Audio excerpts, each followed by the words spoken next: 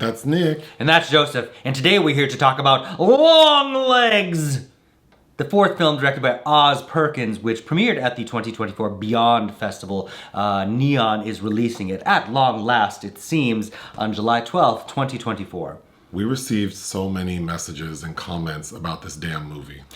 Yeah, interest about this seems to be at fever pitch. And, you know, I think that's a credit to the distributor Neon, who, because they weren't using Nick Cage on the promotional materials, who is the titular character, they came up with some kind of curious ways to pique the audience's interests. And I think they've done a really good job, because for months now I've been wondering, what the hell is this movie? It looks fantastic.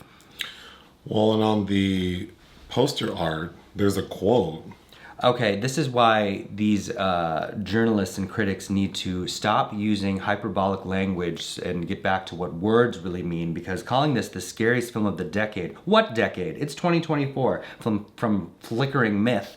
Like, come on, that's just, it's that kind of exaggerated nonsense that is just going to do this film, which I think is really interesting, a disservice, because people are going to have false expectations. Stop doing that. Osgood Perkins, I know he directed Gretel and Hansel. His last feature. Which I really liked. I remember really liking Alice Kriege in that. He also directed My Life Story. His second film is called I'm the Pretty Thing That Lives in the House. I didn't know that. I didn't know that was his movie, but... And then his his debut was The Black Coat's Daughter in 2015, which I think I saw when it was called February, was the title. But Kiernan Shipka was one of the leads in that. She's also in this film. What is Longlegs about? In pursuit of a serial killer, an FBI agent uncovers a series of occult clues that she must solve to end his terrifying killing spree. What is your pull quote? Nick Cage is in sterling form as a Lynchian nightmare maker in this odd concoction from Oz Perkins, a film that is often disquieting but not really frightening, as its porous narrative only suggests Satan is, ultimately, an ineffectual recruiter. Mine. Longlegs boasts a perfectly odd performance from Nicolas Cage, but the story left me wanting. I do think this movie is quite good. It is very interesting. It's very interesting. I was intrigued at the onset of the film. But yeah, the story gets a little wonky. Well, it gets wonky, and then it does this thing that's kind of like an exposition dump. Oh, child, do not leave the last 10 minutes. Don't go use the restroom towards the end, because you will not know what's going on. But so the FBI agent, her character's name is Lee Harker. Played by Maika Monroe, and I kept thinking Lee Harker Oswald watching. So it's the 90s, Clinton is president, and Lee, she's new to the department, and one of her first tasks is to go with a partner to do some legwork to get some clues about a crime. And immediately when she gets to a house, she has this intuition that tells her that the murderer is over there. And so she and her partner go over, the partner gets killed. And then we immediately see her getting a psych eval, but it's kind of meant to test her intuition. And she scores quite high. So now she's been given to Blair Underwood. Agent Carter. Who looks fantastic. He's her boss, and he wants her help in working on a 30-year serial killer case that has gone cold. And what we know is that over the past 30 years, someone named Longlegs is responsible for these murder-suicides, and they typically look like a family, like mom, dad, and daughter, and the father kills the wife and the child and then kills himself. It all looks self-inflicted, but clearly someone who's signing their letters, Longlegs, was in the house because they left the letter. And we find out... And the letters are also written in a code that cannot be deciphered by law enforcement. Right. So Agent Harker gets the file and starts looking into it. And basically, we know that Longlegs is Nicolas Cage from the opening of the film, because we see him talking to a little girl, which turns out to be Agent Harker when she was little. So, spoilers. But also the opening credits say that he is Longlegs. He's Longlegs. So we know who the killer is. In the opening scene, so we know it's Nick Cage, and the top part of his head is not on the screen. And the film is also playing with aspect ratios to denote period, or the past from where this is set. And it was giving me Robert Blake in Lost Highway. Oh. It was pretty good. Yeah. Mm-hmm.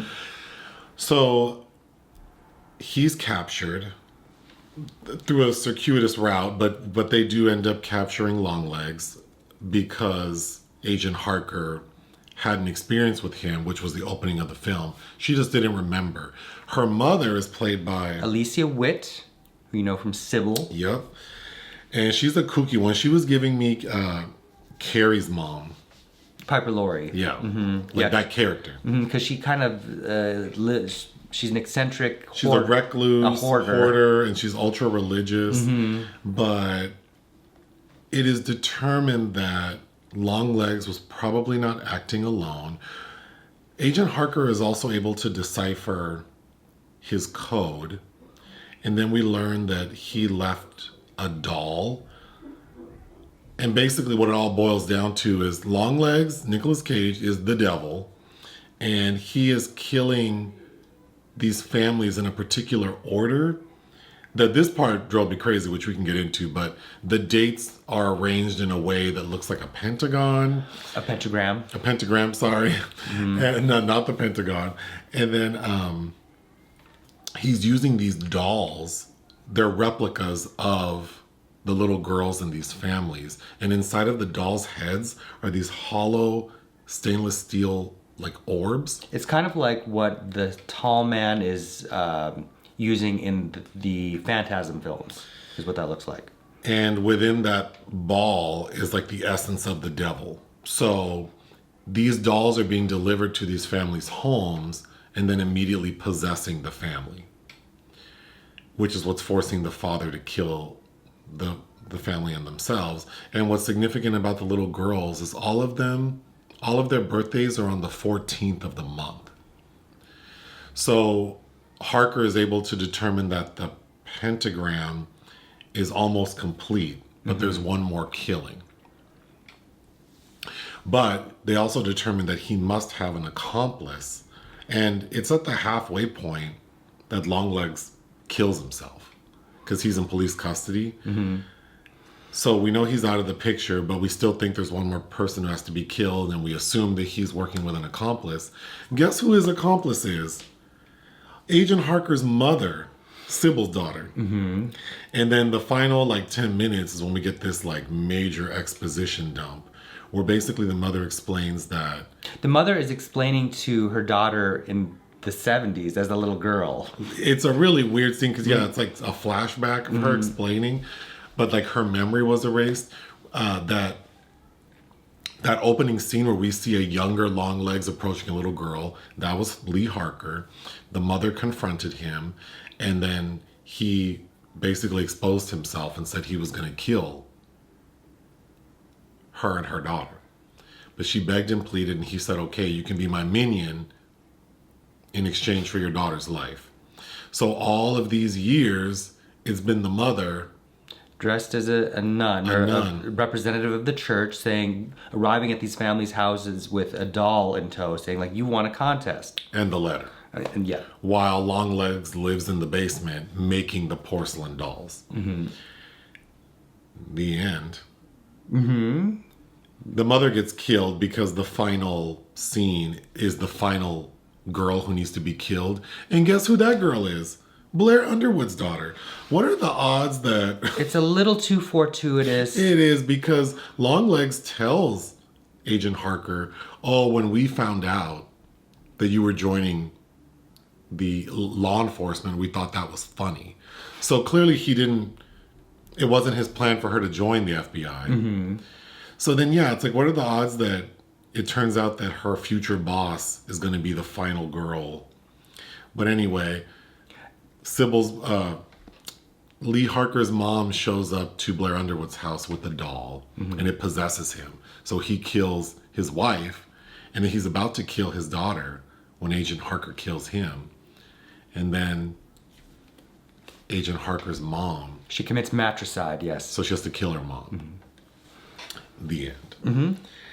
There's so much about this story that I just don't understand. I don't understand why the devil needs to make his plan public. Like, why couldn't he have just fulfilled the murders to complete the pentagram? Right, because the only way that law enforcement knows that these are connected is because his damn letters. These letters.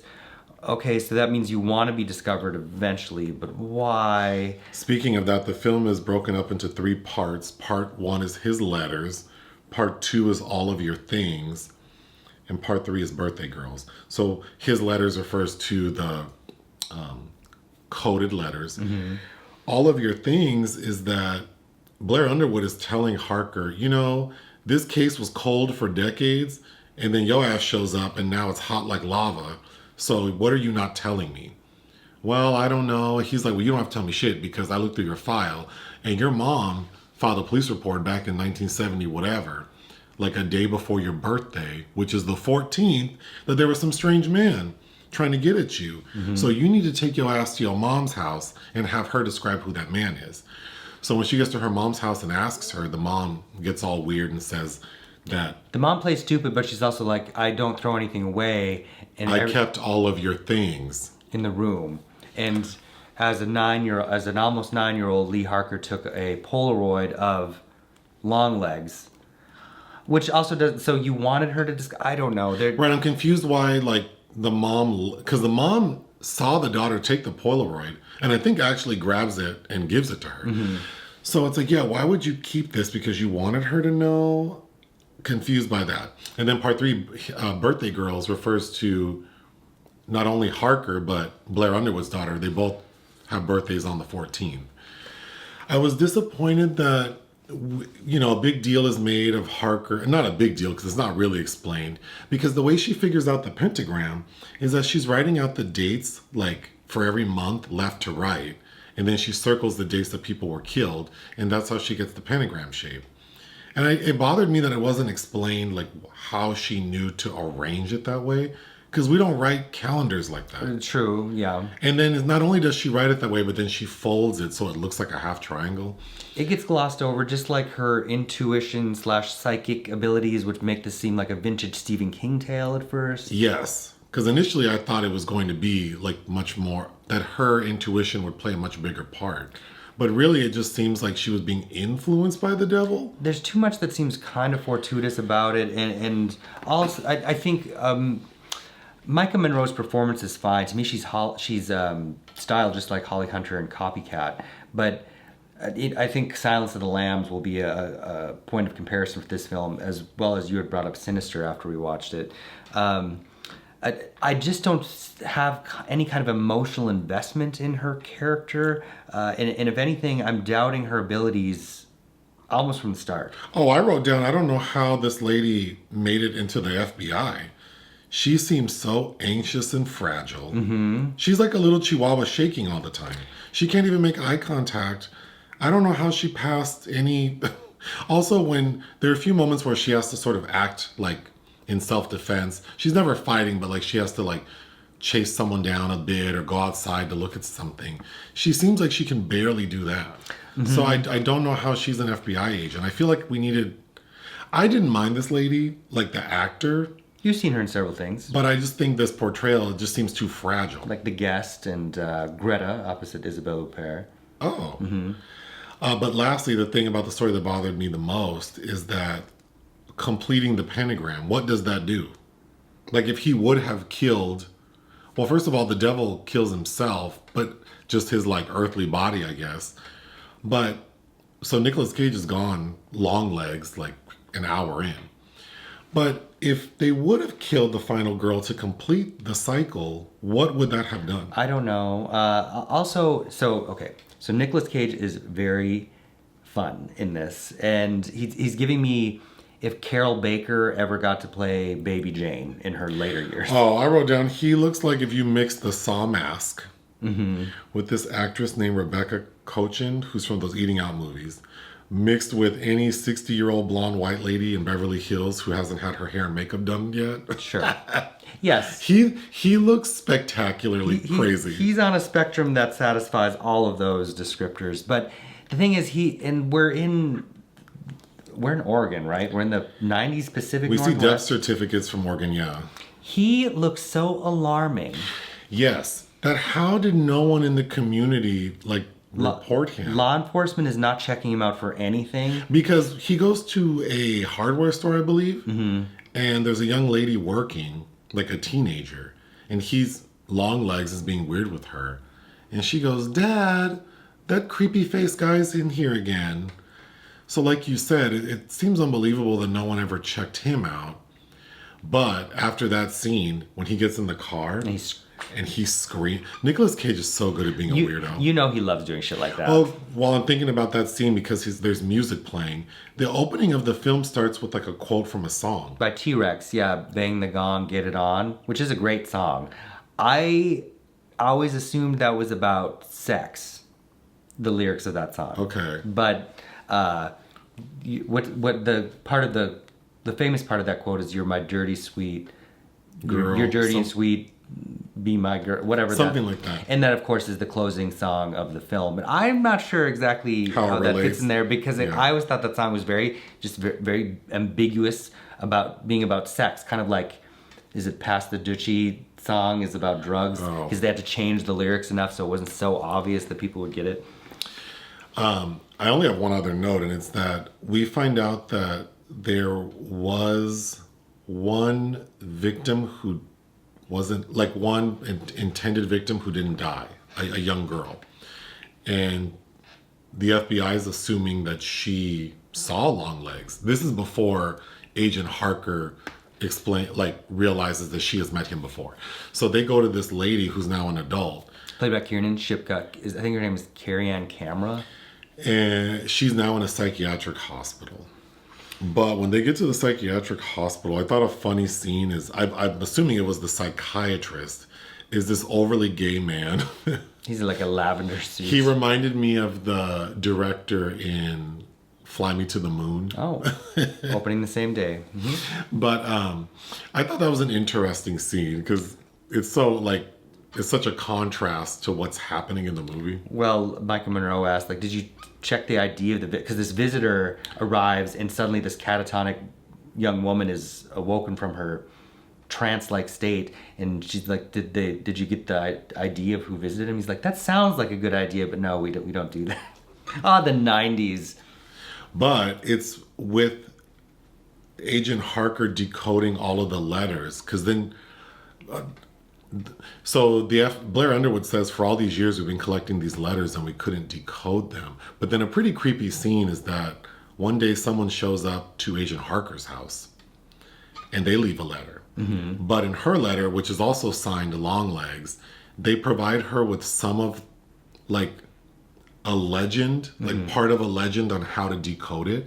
And then somehow using the Bible, she's able to decode it. Yes. So then she goes through all the letters and decodes them. And there's some creepy stuff in there, but then ultimately, for what purpose? To what end? Right. Because Satan needs these overly complicated dolls to plant in people's houses to get what he wants. Well, when she decodes all the letters, she realizes that there's a common thread throughout all the letters is mentioning this one girl who didn't die, her house, and then X marks the spot. So they go to this house, they see X's, they follow them. Well, X's are crosses. Mm-hmm. And then they find a doll. And that's when, as the audience, we're introduced to this concept of they're using dolls to influence people to kill their families. Which is very... But again, to what end? What's the goal? Which that's a common trope from 50s genre films. There's Devil Doll was a film that came to mind immediately, which is fun. I like that, but it's to what end? Also, to me, Nick Cage is just funny. But the creepiest moments in this film are when we see several shots of these dolls with a veil over their head and their eyes are glowing. That was super creepy. That shit was creepy, yeah. There's a moment when we see what I'm assuming was the devil because it has horns, the shadow of the devil behind Agent Harker. It's creepy, but you already mentioned, so a comparison could be Silence of the Lambs. This film is not on that level as far as a thriller. And then Sinister, I think Sinister's creepier than this movie. like more horrific. I like the first 3/4 of Sinister, but once we start getting into those... The kids, yeah. The spirit children coming back. But, to call this like the most horrific movie, I think all those... Like, because the creepiest part of Sinister to me are the videos of the families killing themselves. I think those are creepier than this movie. Sure. So I think if you go into this assuming you're going to get like high level horror gore, then you'll be really disappointed. But if you just... It's a quirky, odd film with a really interesting performance from Nicolas Cage that I do think's worth a watch. I agree, and I understand why Neon would put a pull quote like that and splash it all over the marketing materials, because ultimately you want to get butts in seats the first weekend, and a film like this probably needs to expand. Still. Well, I liked Gretel and Hansel. I enjoyed this one. I'm anxious to see what this director does next. Clearly. Did we mention son of Anthony Perkins? Oh, I think you did. Oh, and then I also liked how the film looked. Who was the cinematographer? Andres Aronchi? Like you said, they played with aspect ratio. Like it has a neat vibe with all the there are also some subliminal type imagery throughout that I think works really well. Mm-hmm. Yeah, and I think that's this person's first feature as cinematographer, which is exciting as well. But yeah, I've liked all of his films, so clearly a little weirdo. But yeah, I don't know. I think that ultimately that's going to shoot itself in the foot by being labeled as the scariest film of the decade, because I don't think that it's really even trying to do what that kind of a statement entails. What would you give this movie? 3.5. I thought it was very good. I would give it 3.5 out of 5. Join us on Patreon and listen to our podcast. Bye.